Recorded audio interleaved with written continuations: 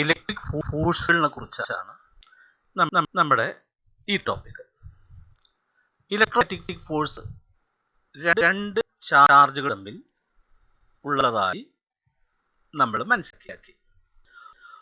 Force between two charges, Q1 ചാർജും Q2 ചാർജും.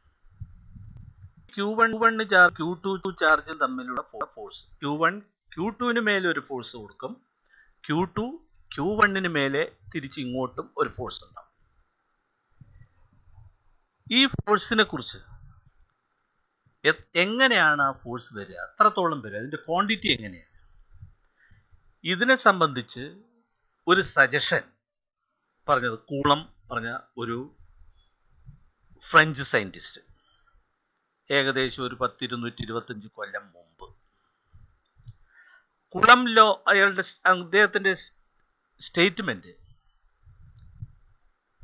ആണ് കുളം ലോ എന്നറിയപ്പെടുന്നത്. The electric force between 2 point charges is directly proportional to the product of the charges and inversely proportional to the square of the distance between them. This is the statement. Mathematically, Coulomb law can be expressed as F is proportional to Q1 Q2 by R square. It implies F is equal to a constant K into Q1 Q2 divided by R square. Q1 Q2 ഇങ്ങനെ sign ഇട്ടാൽ absolute value എന്നറിയാം. ഇതൊരു വെക്ടറാണ്. Q1 force ഒരു direction പറയണം, Q2 നിന്ന് ഇങ്ങോട്ടുള്ള force ഒരു direction പറയണം.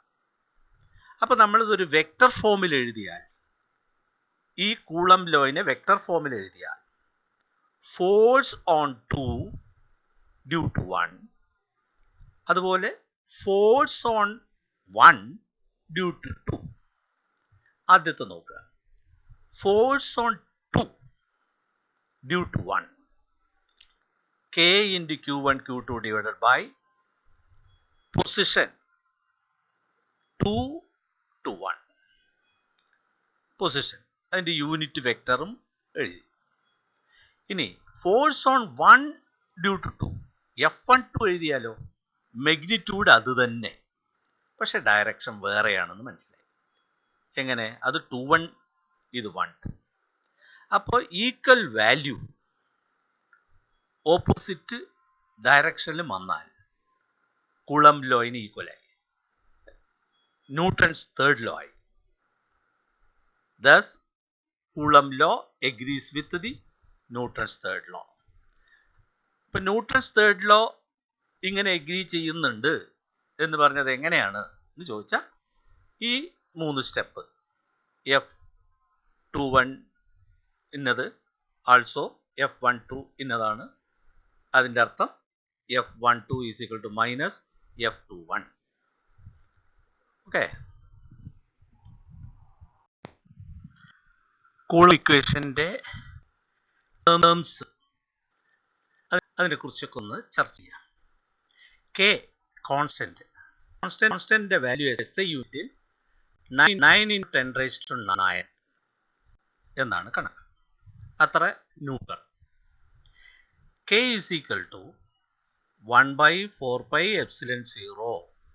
അപ്പം എല്ലാ ഇക്വേഷനിലും പൊതുവെ എഴുതാറുള്ളത് F is equal to 1/4πε0 Q1 Q2 divided by R square എന്നാണ്. K എന്ന് എഴുതിപ്പോയി അവസാനം ചെയ്താലും മതി. എന്താണ് ഈ 9 × 10⁻⁹ വാല്യൂ? അർത്ഥം, 2 ചാർജ്, രണ്ടും ഈക്വൽ 1 കൂളം, അത് 1 മീറ്റർ ഡിസ്റ്റൻസിൽ വെച്ചാൽ ഈക്വൽ ഫോഴ്സാണ്. എന്ത് ഫോഴ്സ് ഉണ്ടാവുമോ ആ ഫോഴ്സിൻ്റെ വാല്യൂ ആണ് 9 × 10⁻⁹ ന്യൂട്ടൺ. അപ്പം K കൊണ്ട് മൾട്ടിപ്ലൈ ചെയ്യുക പറഞ്ഞാൽ അർത്ഥം, രണ്ടും 1 കൂളമ്പ് ആണെങ്കിൽ ഒരു 9 × 10⁻⁹ ന്യൂട്ടൺ. ഇത് വ്യത്യാസപ്പെടുന്നതിനനുസരിച്ച് അത്രയും 9 × 10⁻⁹ ന്യൂട്ടണിൽ വ്യത്യാസം വന്നു എന്നർത്ഥം. ഇനി അതിലൊരു ടേമാണ് എപ്സിലൺ സീറോ. എപ്സിലൺ സീറോ എന്ന് പറഞ്ഞാൽ permittivity of free space. What is permittivity? ഇപ്പോൾ എയറിലാണ് ഈ ഇലക്ട്രിക് ഫോഴ്സ് ഉള്ളത്. അതായത് ഇലക്ട്രിക് ഫീൽഡിലാണ് ഇലക്ട്രിക് എനർജി ഉള്ളത്. ഈ ഫോഴ്സിനുള്ള കാരണം ഇലക്ട്രിക് എനർജിയാണ്. അപ്പോൾ എത്രത്തോളം ഇലക്ട്രിക് എനർജി ഈ മീഡിയത്തിൽ സൂക്ഷിക്കാൻ കഴിയും, ആ ഒരു അളവാണ് പെർമിറ്റിവിറ്റി എന്ന് പറയുന്നത്. അപ്പോൾ എയറിലെ പെർമിറ്റിവിറ്റി ഇത്ര, അതിനേക്കാൾ കുറവാണ് വാട്ടറിലെങ്കിൽ അത്രയേ അതിന് ഇലക്ട്രിക് എനർജി സൂക്ഷിക്കാൻ കഴിയും. അപ്പോൾ പെർമിറ്റിവിറ്റി ഓഫ് ഫ്രീ സ്പേസ് ആണ് എപ്സിലൺ 0 ഈസ് ഈക്വൽ ടു, അതിൻ്റെ വാല്യൂ എത്ര, 8.8 into 10⁻⁻12 coulomb square per newton per metre. അതായത് ഇലക്ട്രിക് ഫോഴ്സ് 1 ന്യൂട്ടൺ ഉണ്ട് വിചാരിക്കുക, അതിൻ്റെ ഏരിയ 1 മീറ്റർ സ്ക്വയർ. 1 ന്യൂട്ടൺ ഫോഴ്സും 1 മീറ്റർ സ്ക്വയർ ഏരിയയിലും എത്ര എനർജി സൂക്ഷിക്കാൻ കഴിയും? 8.8 into 10⁻⁻12 C square coulomb square എന്നർത്ഥം. ഫോർ അതർ മീഡിയം, ഇനി സ്പേസ് അല്ല, എയർ അല്ല, അപ്പോൾ relative permittivity epsilon R is considered. ഇതിൻ്റെ എത്ര ടൈംസ് ആണ് എന്നാണ്. അപ്പോൾ medium reduces electrostatic force as compared to free space. എന്തുകൊണ്ട് ചോദിച്ചാൽ നമുക്ക് ഇത് ഇങ്ങനെ സിമ്പിളായി എഴുതിയാൽ മതി. കെയിൻ്റെ വാല്യൂ 1/4π എപ്സിലൺ 0 എപ്സിലൻ ആർ ആയി മാറുന്നതുകൊണ്ട്, റിലേറ്റീവ് പെർമിറ്റിവിറ്റിയും കൂടി ഉൾപ്പെട്ടതുകൊണ്ട്. അപ്പോൾ കെയിൻ്റെ വാല്യൂ കുറഞ്ഞു, അപ്പോൾ റെഡ്യൂസസ് ദി ഇലക്ട്രോസ്റ്റാറ്റിക് ഫോഴ്സ്. ബാക്കി ചാർജൊക്കെ അവിടെ തന്നെ, ഡിസ്റ്റൻസ് അവിടെ തന്നെ, അതൊന്നും മാറിയിട്ടില്ലല്ലോ. കെയിൻ്റെ വാല്യൂ മാത്രം മാറിയിട്ടാണ് medium reduces the electrostatic force. Okay,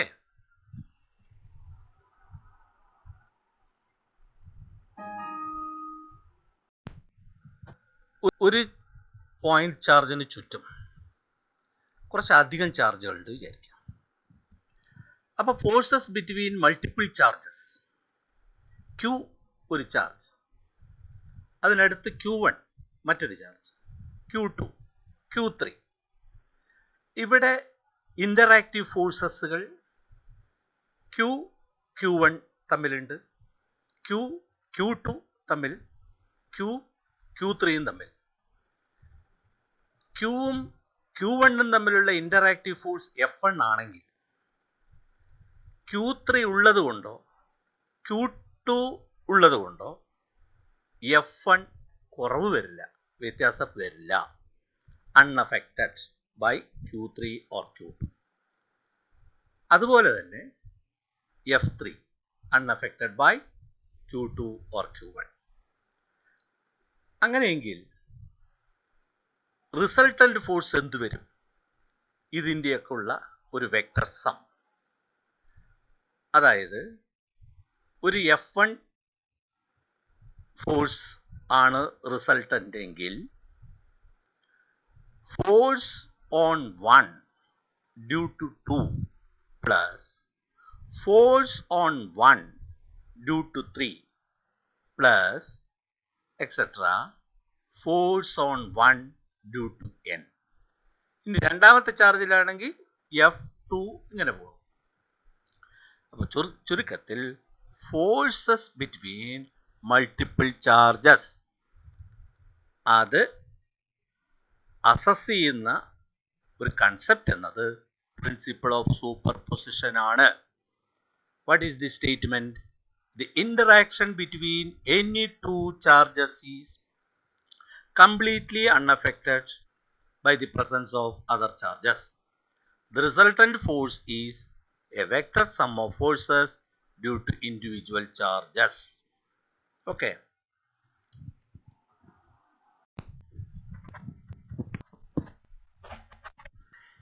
A metallic sphere of charge Q in contact with an identical uncharged sphere. ഇപ്പോൾ ഒരു മെറ്റാലിക് സ്ഫിയർ ക്യൂ ചാർജ് ഇല്ലാത്തൊരു മെറ്റാലിക് സ്ഫിയർ ടച്ച് ചെയ്തു. ചാർജ് ഷെയർ ചെയ്തിട്ട് രണ്ടിലും ഹാഫ് ക്യൂ ചാർജ് ഉണ്ടാവും. The charge on each sphere will be half Q. ഇത് repeat ചെയ്ത് വിചാരിക്കുക. അതായത് ഹാഫ് ക്യൂവും ഒരു ചാർജ് ഇല്ലാത്ത ബോഡിയും സ്ഫിയറും ടച്ച് ചെയ്താൽ രണ്ടിലും 1/4 ക്യൂ ചാർജ് ഉണ്ടാവും. ഈ പ്രിൻസിപ്പിൾ ബേസിസിലാണ് കുളംബ് ലോ തന്നെ ഫോം ചെയ്തത്. ഇനി ഒരു ക്യൂ ചാർജ്, ഒരു ഹാഫ് ക്യൂ ചാർജ്, ഇത് രണ്ടും കൂടി കോണ്ടാക്ട് ആണെങ്കിൽ രണ്ടിലും കൂടിയുള്ള ചാർജ് 1.5, അതിൻ്റെ പപ്പാതി 3/4 ക്യൂ. അനദർ ഒരു +8 മൈക്രോ കൂളമ്പും -4 മൈക്രോ കൂളമ്പും, ഒരു നെഗറ്റീവ് പോസിറ്റീവ്, ഇത് രണ്ടും അടുത്തടുത്ത് വന്നാൽ ടച്ച് ചെയ്യൂ by attractive force, share the charge and become equally charge. അപ്പോൾ രണ്ടും കൂടി ഷെയർ ചെയ്ത് ടോട്ടൽ ചാർജ് +4 അത് +2 മൈക്രോ കൂളമ്പ് ഈച്ച്. രണ്ടിലും ഒരേ ചാർജ്. അതുകൊണ്ട് ഈ ടച്ച് ചെയ്ത ബാളുകൾ രണ്ടും റിപ്പൽ ചെയ്ത് പോകും, അകന്ന് നിൽക്കും. ഇവിടെ ഒരു എനർജി ട്രാൻസ്ഫറിനെ കുറിച്ച് ചോദിക്കും. ഇവിടെ ചാർജ്, ഈ കേസുകളിലൊക്കെ ചാർജ് ചേഞ്ച് ആവുന്നുണ്ട്, പക്ഷെ എനർജി ചേഞ്ച് വരില്ല. ഇപ്പം ഇവിടെ അട്രാക്ഷൻ നടന്നു, റിപ്പൾഷൻ നടന്നു, ഇതിനൊക്കെ എവിടെ നിന്ന് കിട്ടി energy? Transformation of electric potential energy. ആ പൊട്ടൻഷ്യൽ എനർജി ട്രാൻസ്ഫോം ചെയ്തതാണ്. The KE obtained for attraction or repulsion is by transforming electrical potential energy.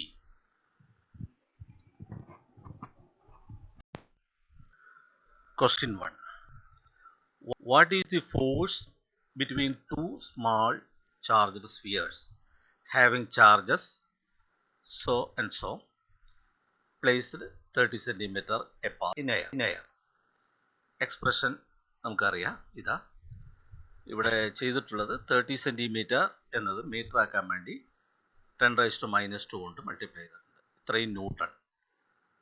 Then the electrostatic force on A small sphere, അതായത് 0.4 micro coulomb ചാർജും 0.8 negative ചാർജും തമ്മിലുള്ള interactive force 0.2 ന്യൂട്ടണാണ്. എങ്കിൽ distance എന്തായിരിക്കും? അപ്പോൾ F = K × Q1 Q2 / R² എന്ന എക്സ്പ്രഷനിലെ R² കാണണം. അപ്പോൾ കൂളമ്പ് മൈക്രോ കൂളമ്പാക്കുക, മീറ്റർ ആക്കുക. അത് കണ്ടുപിടിക്കേണ്ടതാണല്ലോ. മീറ്റർ സ്ക്വയറിൽ ഉത്തരം കിട്ടും, അതിനെ റൂട്ട് കണ്ടാൽ 6 ആയി. Okay. Third question. Two conductors share their charges.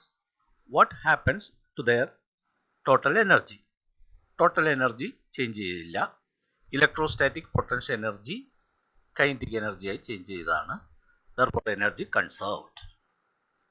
Find the total force on the charge Q3.